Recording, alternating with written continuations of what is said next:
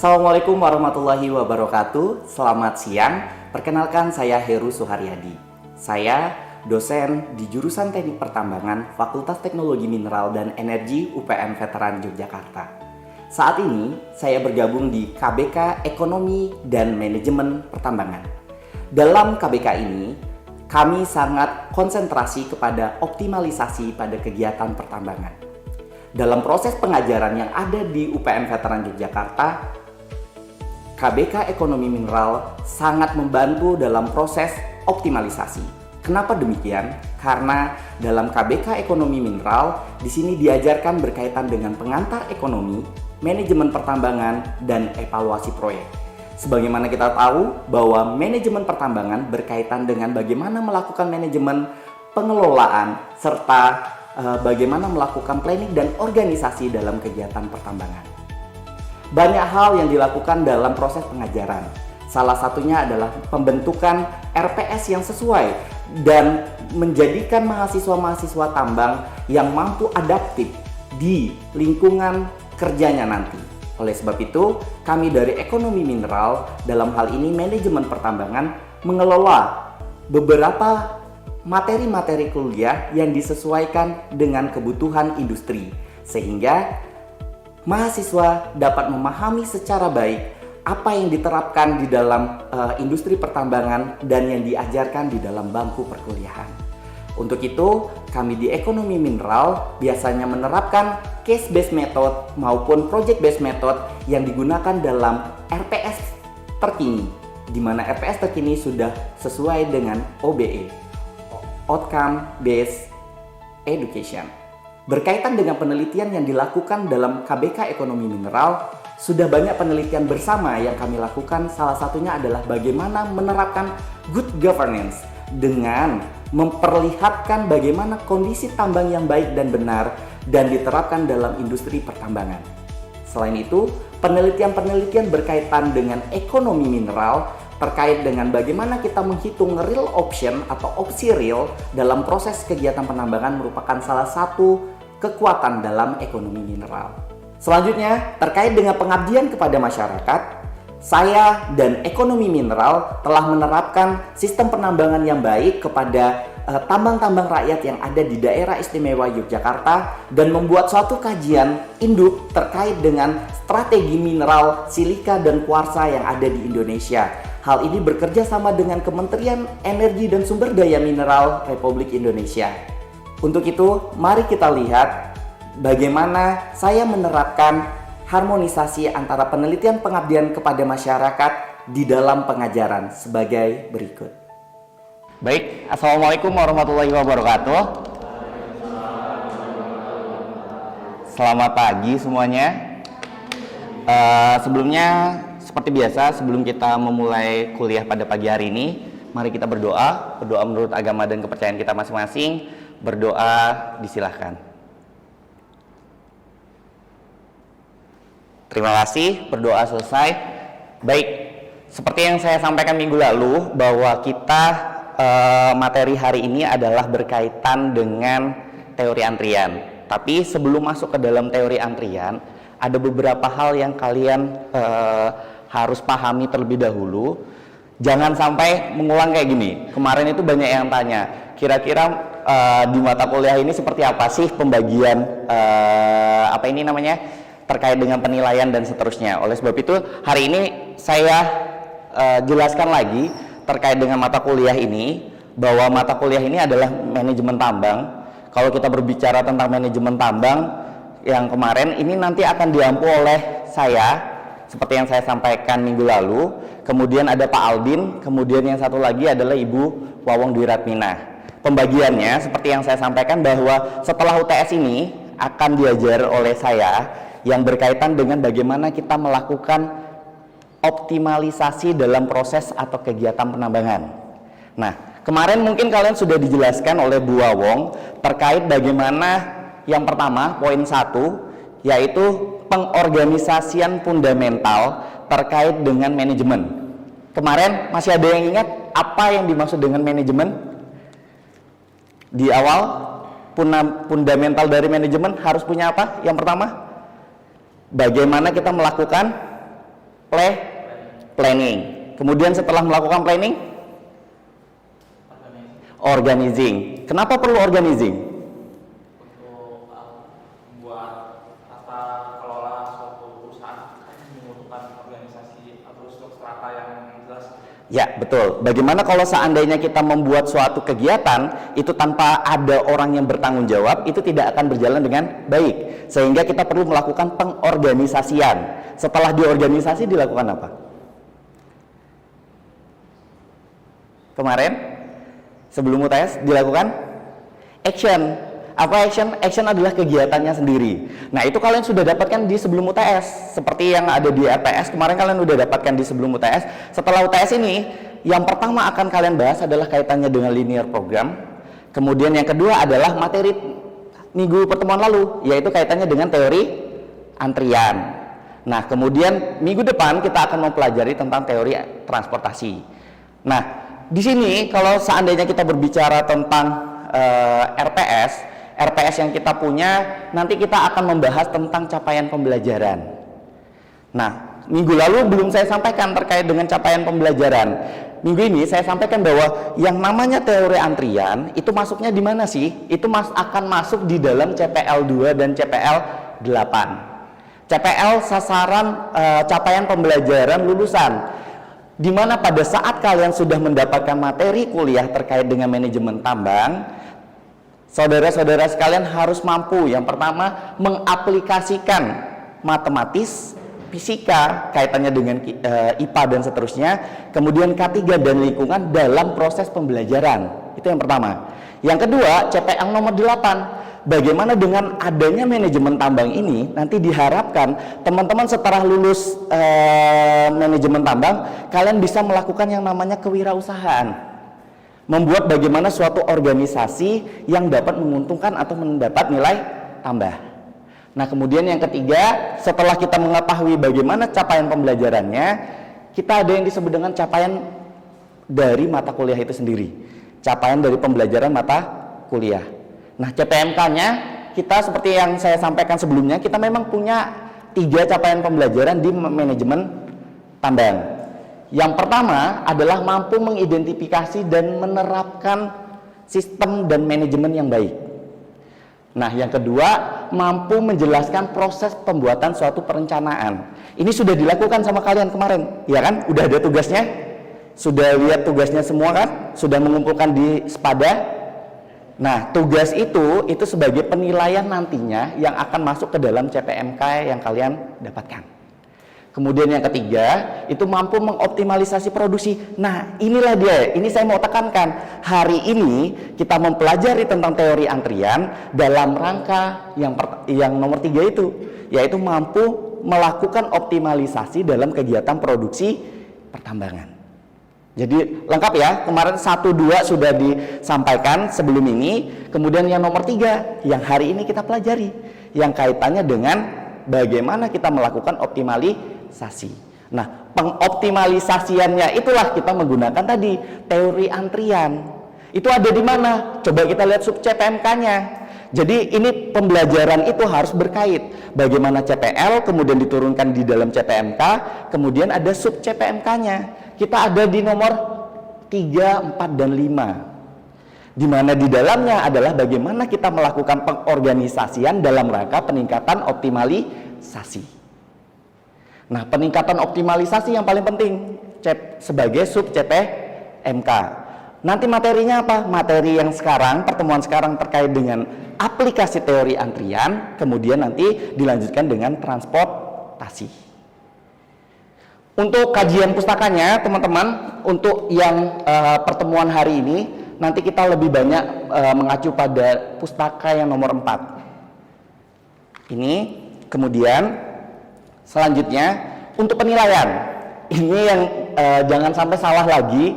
Kemarin sebelum UTS ternyata kalian tidak melihat RPS secara dalam. Nah, di sini dilihat bahwa kita melakukan penilaian dalam rangka ini dibagi menjadi 2. Sebelum UTS dan setelah UTS. Nah, ini sudah kalian laksanakan nih. UTS ke atas ini sudah dilaksanakan, di mana sekali lagi penilaian terdiri dari yang pertama case base, artinya berbasis dengan kasus. Untuk pertemuan yang hari ini, pertemuan ke-11, maka kita mendapat tuntutan, yaitu kaitannya dengan case base. Nilainya adalah 10, kemudian project base dari materi hari ini adalah sebesar 25. Ingat ya, terkait dengan kontrak perkuliahan ini, kemarin sudah sempat disampaikan, tetapi saya melihat dari nilai UTS kalian belum bisa membagi antara kuliah di kelas, kemudian pembelajaran secara case base maupun project base, serta tugas yang diberikan oleh dosen. Sehingga di sini nanti saya harapkan setelah kalian mengetahui lebih dalam terkait dengan RPS, kalian bisa meningkatkan. Ini dalam segi penilaiannya sepertinya belum terlalu paham, sehingga saya perlu menyampaikan kembali bagaimana proses penilaian dalam mata kuliah ini.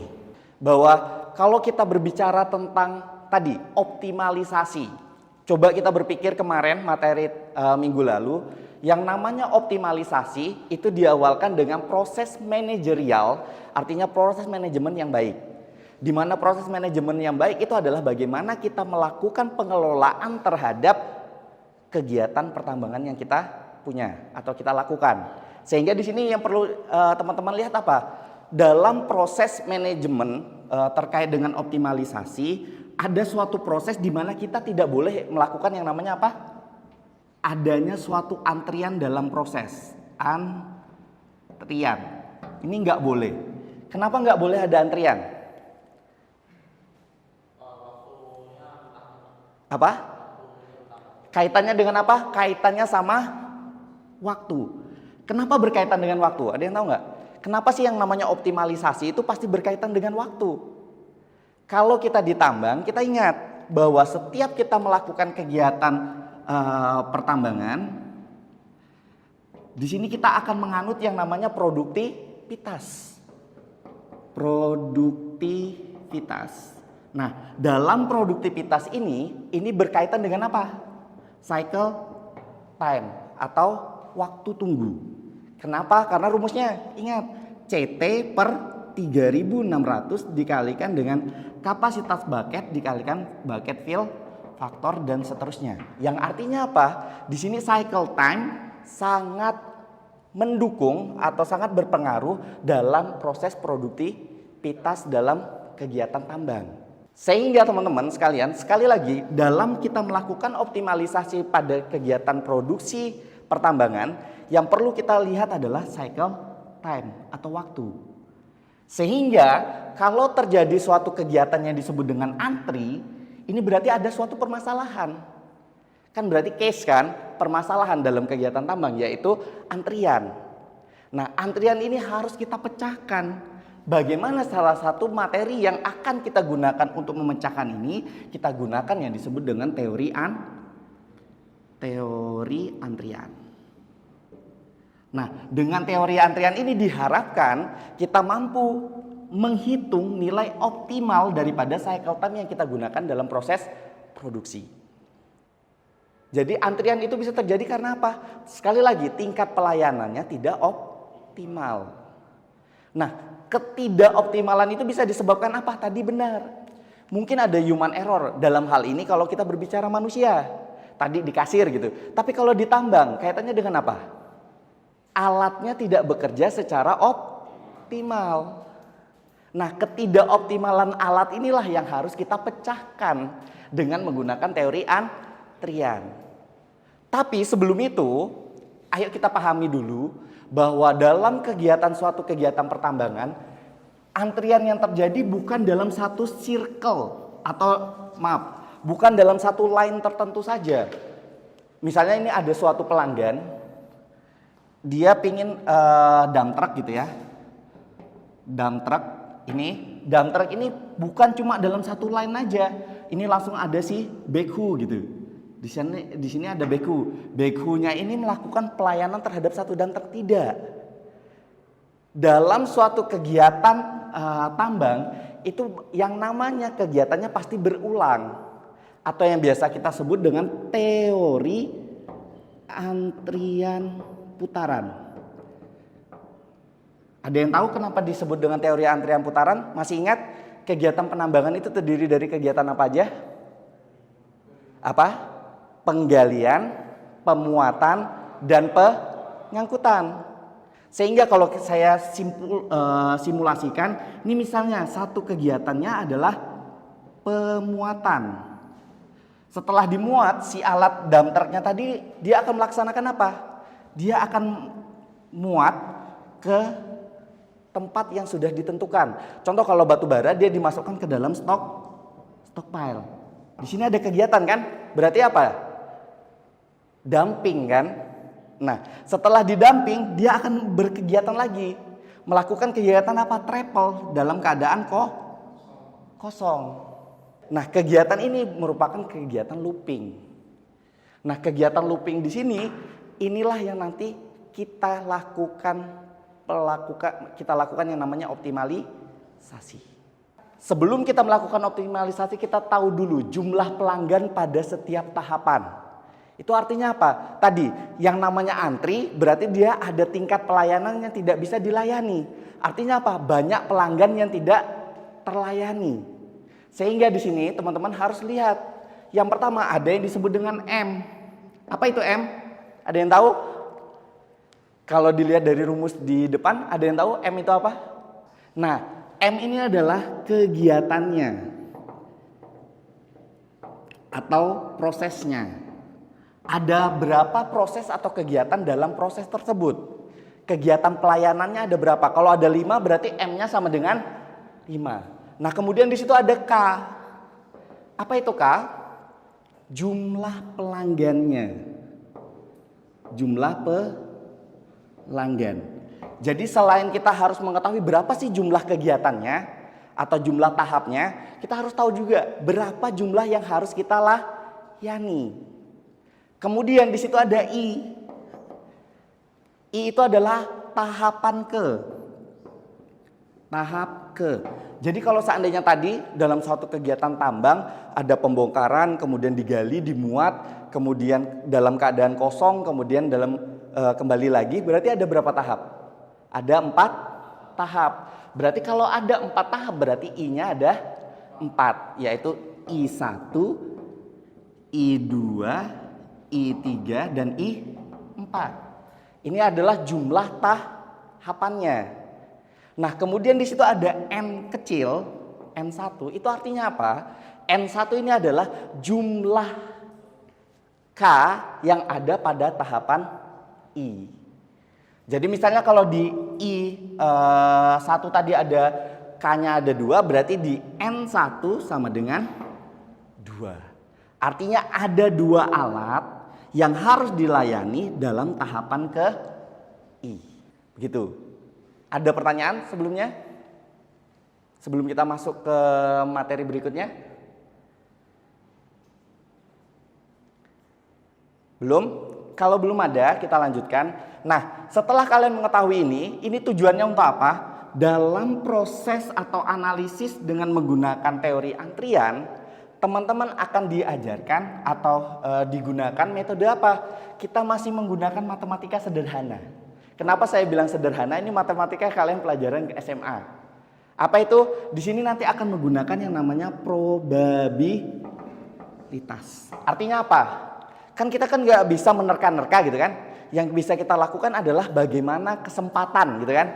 Nah, kesempatan itu kita lihat berdasarkan peluang, yaitu dengan menggunakan probabilitas. Probabilitas ini tujuannya untuk apa? Nanti setelah kita pahami yang tadi, kita akan bisa menentukan berapa sih waktu tunggu dalam suatu proses kegiatan. Ini contoh suatu kegiatan itu kita lakukan. Di situ ada K, K-nya sama dengan 2. Artinya apa? Jumlah yang harus dilayani adalah 2. Yang kedua, selain K sama dengan 2, di situ disampaikan dalam tahapannya dia mempunyai 3 tahap. Berarti kalau tahapannya 3 berarti M-nya sama dengan 3. Nah, yang kita cari dalam proses antrian adalah keadaan. Nah, bagaimana keadaannya? Coba kita lihat. Dari 2 tadi, kegiatannya berarti kan ada NI1, NI2, NI3. Dari masing-masing tahapan kemungkinan kejadiannya apa? Dua-duanya antri di tahapan ke 1. Berarti 2,0. Artinya dua kegiatan di sini dua-duanya ngantri di tahap ke 1. Yang kedua apa? Kemungkinan kejadiannya. Yang satu antri di N1, yang satu ngantri di N3. Oke? Yang terakhir, kemungkinan kejadiannya. Yang satu ngantri di sini, yang satu dua-duanya ngantri di N3. Berarti kan kemungkinannya ada 3. Yang pertama adalah antri semua di N1, kemudian yang kedua antri dua-duanya, yang ketiga yang salah satu antri. Oke? Nah, kemudian setelah kita mengetahui probabilitas kemungkinan kejadiannya, berarti sini probabilitas kemungkinannya adalah 2,0, kemudian P2-nya adalah 1,1, P3-nya adalah 0,2. Ini pada tahapan kalau seandainya dia 2 tahap, kemudian 2 pelanggan. Selanjutnya, kalau seandainya di sini berikutnya, dalam setiap tahapan ini dia akan melaksanakan apa tadi? Pelayanan kan? Nah, di dalam kegiatan tadi kan ada pelayanan yang harus dilakukan. Pelayanan yang dilakukan tadi berarti adalah tingkat pelayanan. Tingkat pelayanan itu simbolnya mu. Di mana tingkat pelayanan itu merupakan apa? Ada yang tahu? Tingkat pelayanan ada kemampuan suatu alat dalam melayani gitu kan. Berarti dia kaitannya dengan apa? Waktu. Jadi tingkat pelayanan ini kita harus tahu yang pertama apa? Waktu tunggunya terlebih dahulu. Cycle time-nya. Sehingga di sini mu itu adalah 1 per cycle time atau waktunya. Nah, selanjutnya untuk mendapatkan probabilitas, kita masukkan ke dalam rumus probabilitas pada rumus SMA-nya kalian. Kalau seandainya ada 2 tahap dan 2 pelanggan, berarti rumusnya adalah mu1 pangkat K min N1 dibagi mu2 pangkat N2. Nah, itu artinya apa? Di sini kalau mu1 berarti adalah tingkat pelayanan pada kondisi 1. Berarti waktu pada kondisi 1 itu berapa nilainya? Berarti 1 per waktu tersebut itu dijadikan sebagai tingkat pelayanan. Kata dia apa? Jumlah alat yang dilayani. Pelanggannya berarti kan? Kemudian N1 apa? N1 kalau di sini adalah N1, N2. Berarti N1 adalah kondisi alat di kegiatan nomor 1. Di sini yang pertama, kondisi pertama, kegiatan nomor 1-nya berapa? 2. Berarti dia N1-nya sama dengan 2. Dibagi dengan mu2. Mu2 berarti tingkat pelayanan pada tahap ke-2. Dikalikan, dipangkatkan dengan N2. N2 berarti kondisi di N2. Ada berapa di situ? 0 atau tidak ada yang dilayani. Oke? Nah, semua ini sebenarnya untuk kita menentukan berapa kali sih kita membuat iterasi, ini kita harus menghitung berapa sih sebenarnya jumlah keadaannya. Ini kan keadaannya kan masih simpang siur nih. Berapa jumlahnya? Ini kalau 2 kali 2 enak. Kemungkinannya cuma ada 3 gitu. Kalau seandainya ada 3 pelanggan, kemudian ada tahapannya ada 4 gitu. Susah gitu kan kita membayangkan kira-kira berapa nih kemungkinannya. Maka kita harus cari dulu berapa sih jumlah kemungkinan. Jumlah kemungkinan itu bisa kita dapatkan dari mana? Rumusnya adalah K ditambah M dikurang faktorial dikurang 1 faktorial dibagi M min 1 faktorial dikalikan K faktorial. Itu untuk kita mendapatkan berapa sih jumlah tahapan. Oke? Berarti kita secara tidak langsung bisa melihat kalau seandainya nanti K-nya sama dengan 5. Habis itu M-nya sama dengan 4. Berarti kita bisa melihat kira-kira berapa sih jumlah keadaan yang mungkin terjadi. Oke? Ada pertanyaan sampai di sini? Ini sebagai tugas case base-nya kalian. Ini untuk mempertajam kemampuannya kalian, ini tugas case base-nya. Silakan kalian catat, kalian foto boleh, kalian gunakan dan kalian kerjakan di rumah. Untuk case base-nya. Kapan dikumpulkan? Dikumpulkan minggu depan melalui platform Spada wilayahnya kita. Nanti setelah jam 8.30 sudah tidak bisa dikumpulkan lewat Spada. Jadi teman-teman bisa mengupload maksimal pada hari Selasa. Hari Selasa minggu depan jam 8.30. Maksimal ya. Maksimal di 8.30. Ini tugasnya. Tugas kedua saya bagi masing-masing kelas nanti saya bagi jadi 4 kelompok. 1, 2, 3, 4. Itu kelompok 1, kelompok 2, kelompok 3. Jadi ada, ini bertiga aja nggak apa-apa ya. Kalian bertiga kelompok 4, 1, 2, 3, 4. Tugas kalian, silahkan kalian cari tambang pasir yang ada di Jogja. Kemudian kalian coba lihat bagaimana kondisi tambang tersebut dan kalian coba cari efisiensi dan optimalisasi kegiatan dengan menggunakan area-area. Paham ya? Jadi kalian ke tambang, nanti di tambang silahkan kalian cari kira-kira seperti apa kondisinya.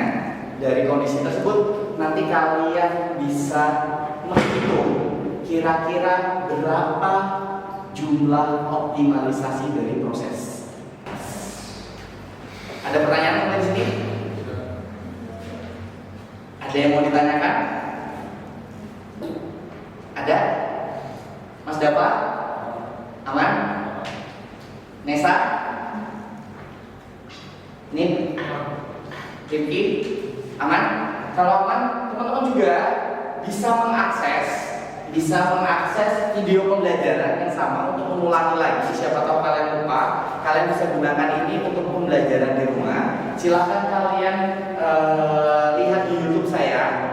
Di YouTube saya sudah saya upload kaitannya dengan video pembelajaran yang saya laksanakan terkait dengan teori ahlian ini. Silahkan kalian bisa scan barcode yang ada di depan. Nanti kalau lupa dan ingin konsultasi terkait dengan tugas yang ada di lapangan, silahkan. Nanti bisa konsultasi kepada saya setiap hari Jumat jam 8 pagi. Oke? Ada pertanyaan? Belum ada? Kalau belum ada, sepertinya materi hari ini kita sudah selesai. Untuk materi kita terkait dengan teori, aplikasi daripada teori material. Sekali lagi ada pertanyaan? Tidak ada. Saya ulangi tadi. Ada 2 tugas. Yang pertama adalah tugas case base, dikerjakan secara individu. Tugasnya seperti yang ada di depan tadi. Yang kedua, tugas kelompok. Masing-masing kelompok wajib melakukan pasir. Oke, mengunjungi tambang pasir, kemudian menghitung optimalisasi dalam proses penambangan pada pasir tersebut dengan menggunakan teori Dikumpulkan kapan kalau yang pertama? Minggu depan paling lambat pukul 8.30. Sementara untuk tugas kelompoknya dikumpulkan sebelum UAS pada tanggal 15 Juli. Oke? Kalau nggak ada pertanyaan, sekali lagi tolong dibuka Spadanya. Tadi saya lihat ada yang belum presensi. Silahkan melakukan presensi juga di Spada. Selain di Spada kalian bisa ngisi presensi secara manual untuk membuktikan kalian bisa ujian nanti. Oke, ada pertanyaan sekali lagi?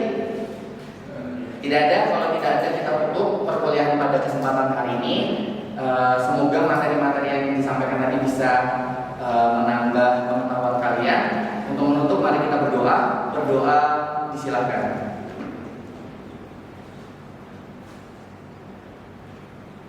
Selesai. Terima kasih. Akhir kata wabillahi taufiq wal hidayah. Assalamualaikum warahmatullahi wabarakatuh.